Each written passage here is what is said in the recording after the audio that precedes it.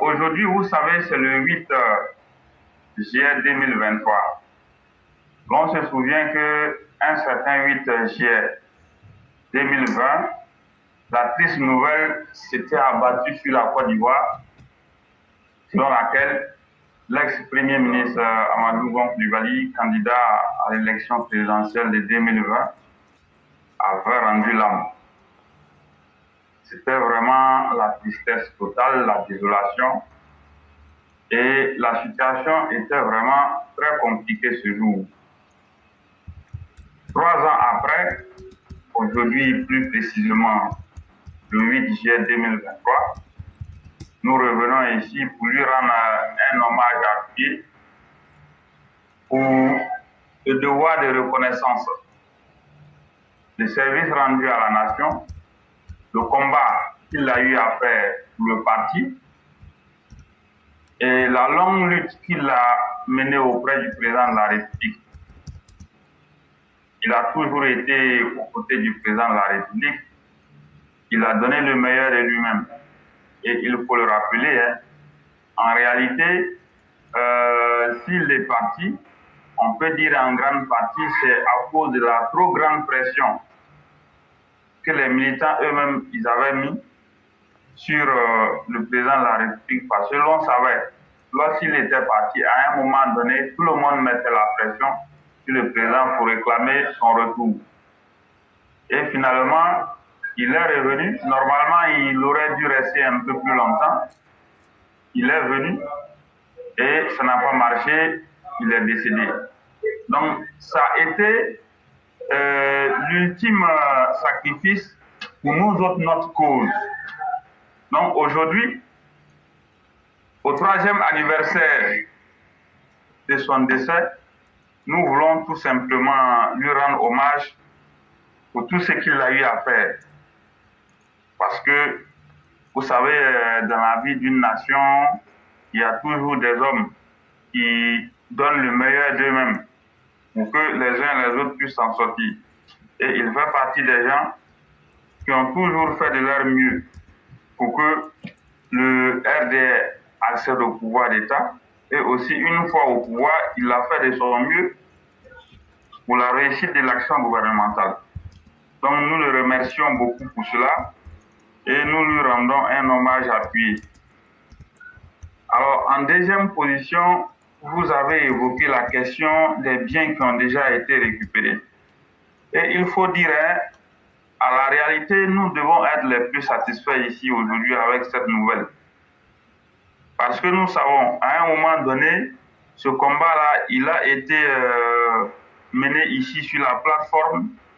Et en même temps que nous en parlions, à un moment donné aussi, on s'est posé la question, est-ce que finalement nous n'étions pas en train de faire un lynchage des cadres ou bien nous n'étions pas en train d'exposer les cadres? Bon, à un moment donné, c'était un peu mitigé, puisque nous sommes de ceux qui pensent qu'il était important de récupérer les biens pour les mettre à la disposition de l'État ivoirien. Mais aussi en même temps, on se demandait si les gens n'allaient pas finir même par nous coller des étiquettes, comme voici les ennemis des cadres. Donc à un moment donné, on a tempéré un peu, mais il faut dire que ce combat, nous l'avons toujours mis au devant sur cette plateforme.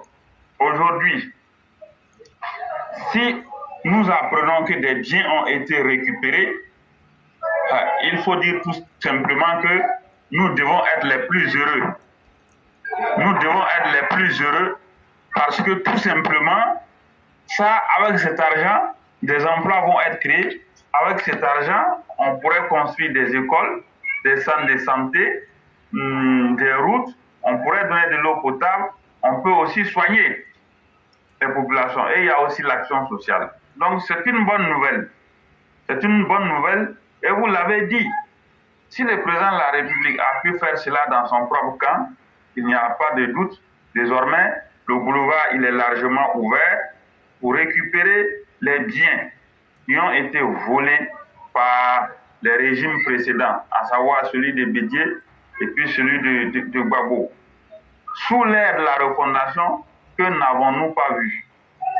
Il y a une liste de milliardaires qui a été dressé en son temps et qui est toujours d'actualité. Nous voulons en savoir plus. Où est passé l'argent? Allez-y faire un tour en Guinée équatoriale, en Angola, en Afrique du Sud et aussi dans d'autres pays. Et revenez-nous avec de très bonnes nouvelles. Parce que là, il faut récupérer cet argent. Cet argent doit servir la cause des Ivoiriens. Donc nous demandons maintenant que le boulevard soit largement ouvert pour aller à la recherche des fonds qui ont été volés sous la refondation et sous l'ère Bédier.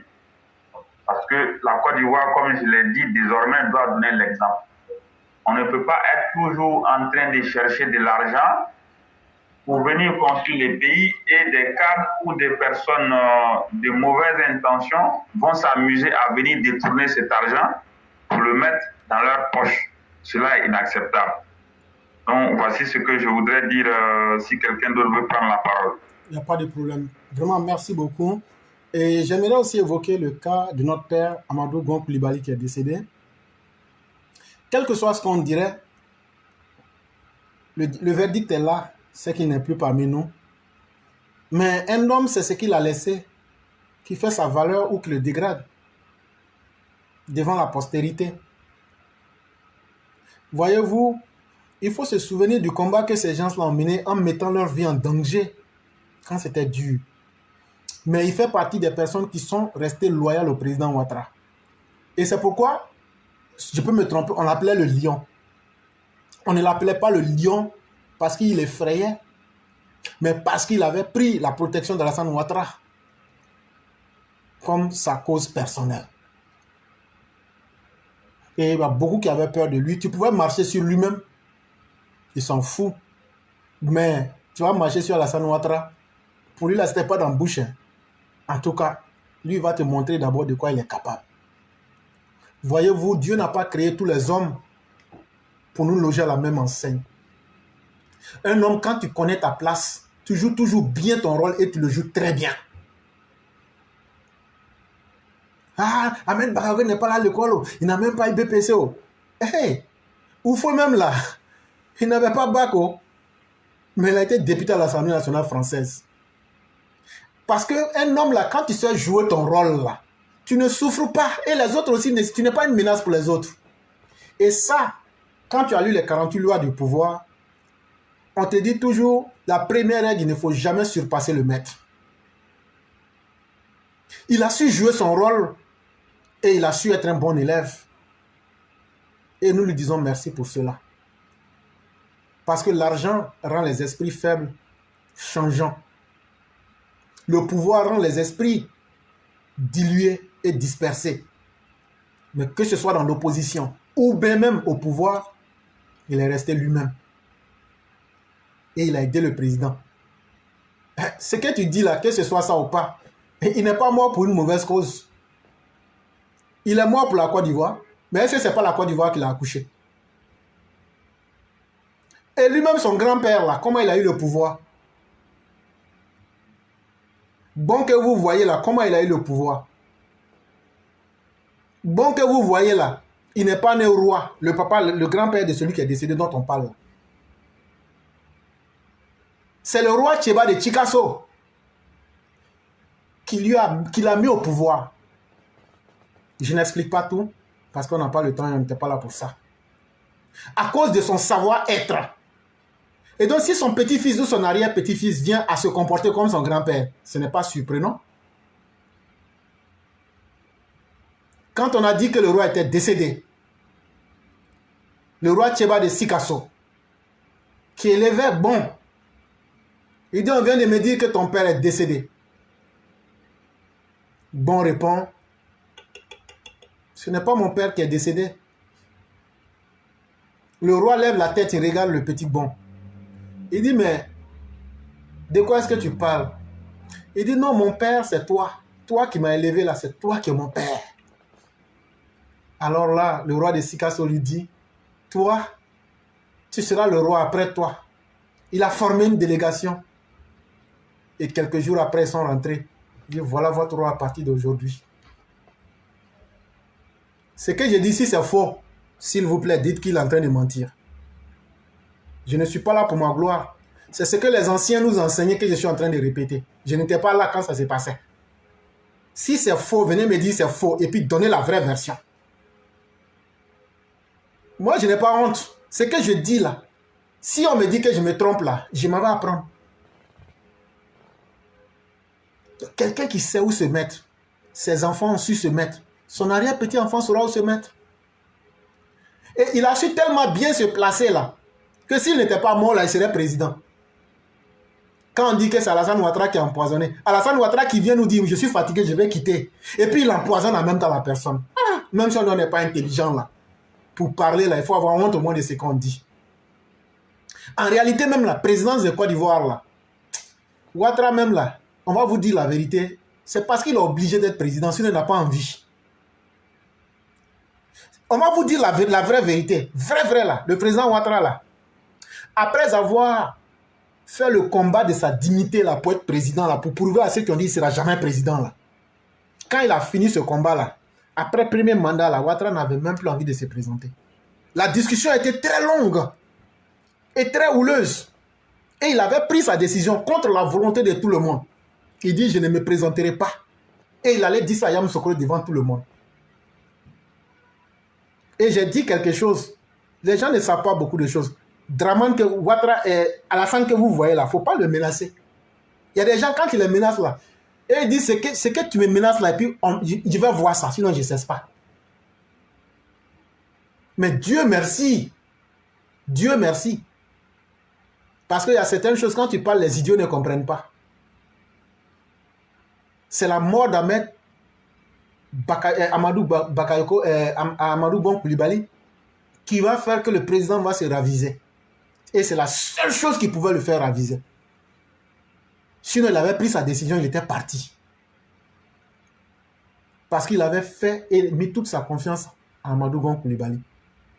Quand tu sais attendre ton temps, quand tu sais être patient là, même les choses les plus difficiles te reviennent. Mais quand tu es un enfant maudit, que toi tu dis c'est toi-même qui as fait le roi. Et là, l'exemple d'Amadou Gon Coulibaly et d'Ahmed Bakago devrait inspirer Soroguium.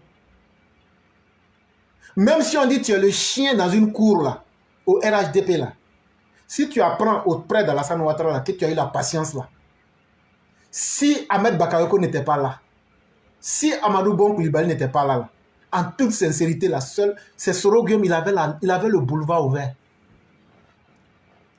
Mais voilà, la vie c'est comme ça. On dit trop pressé arrive tard. Aujourd'hui là, tu n'as pas été président, tu n'es plus faiseur de roi, mais aujourd'hui toi-même là, tu es un exilé qui cherche à rentrer dans son pays, à rentrer pour devenir citoyen normal. Tu es un citoyen défaillant. Toi, le faiseur de roi, tu es devenu un citoyen défaillant. À tel point même que tu t'allies aujourd'hui à ceux qui sont les chantres de l'ivoirité pour combattre aujourd'hui la bonne moralité en Côte d'Ivoire. C'est comme ça la vie. C'est comme ça la vie, mon ami. Trop pressé arrive toujours tard. Nous disons merci à ceux qui, dans le parcours de l'existence, ont perdu leur vie. En réalité, chaque fois qu'un individu meurt, ce n'est pas la mort qu'il faut accuser, c'est la vie qu'il faut accuser. Parce que c'est la vie, quand elle décide de te lâcher là, c'est ça qu'on appelle la mort. Sinon, il est mort de maladie, oh. Il est mort, il est tombé, oh. Il était comme ça. Oh. C'est parce que le contrat que Dieu avait mis en toi en termes de vie, là, ça c'est fini, c'est tout. Tu peux mourir sans argument, sans raison valable. Mais en toute chose, il faut savoir magnifier Dieu et la vie elle-même. Est-ce que ces gens-là ont vécu pour la cause utile? Oui. Est-ce que ces gens-là ont vécu dignement? Oui. C'est tout. Le reste, là, c'est Dieu qui décide du reste. Surtout, diriger n'est pas facile. Nous, tous, là, on crie, puis on saute. Frère, si on nous dit d'aller diriger là, il y a beaucoup de choses qui vont changer. Quand vous avez quelqu'un qui est resté correct et qui n'a pas bouleversé l'ordre social, en tant que dirigeant là, il faut dire Dieu merci. Et c'est ce que nous pouvons dire, que Dieu accorde sa miséricorde à toutes les âmes. Parce que nous tous, on a besoin de la mansuétude, de la clémence de Dieu lui-même. Qui qu'on soit, où qu'on soit, on a tous besoin de la miséricorde divine. Et ça, que Dieu nous l'accorde à nous tous. Donc, merci beaucoup.